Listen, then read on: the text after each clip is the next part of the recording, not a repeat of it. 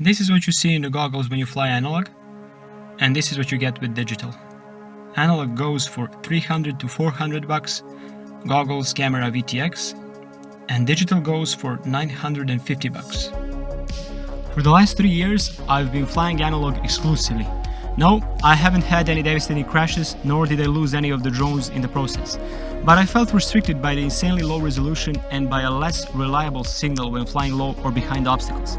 Finally, I decided enough is enough and I started looking at digital options. Currently, there are a few digital systems available on the market. HD0, DJI, Voxnail. They are all quite good in their own way, and the best one for you depends on your personal preferences. They differ in resolution, video quality, signal breakup, range, latency, etc. I chose DJI because it has an edge when it comes to picture quality compared to the other two systems, and it is also very reliable. On the other hand, it is a bit sluggish when it comes to latency, but considering I like to fly along mountain ridges and don't do too much bando freestyle or racing, this was not really a problem for me. Latency is the time delay between your camera recording an image and the time it takes to be transmitted to your goggles. The lower it is, the better.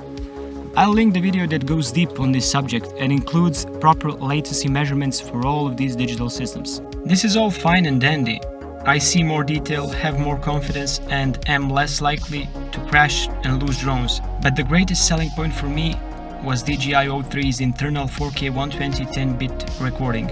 Yes, along with the FPV control feed, it records awesome quality video, which allows me to simply take off my GoPro and have far superior flying characteristics, better battery life, and put less stress on the motors.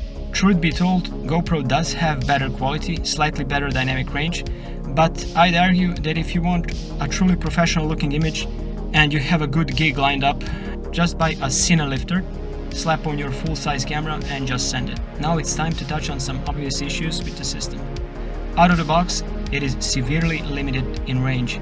You barely get 1 kilometer out before you start losing your signal.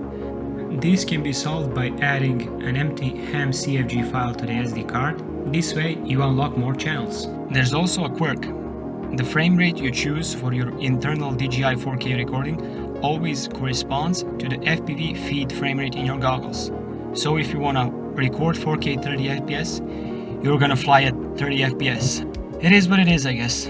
Price of the Air unit stings a bit. It's $250 or 250 euros, but considering it's an FPV camera, VTX and a 4K 120 10-bit GoPro substitute all in one, it's easier to rationalize spending the money.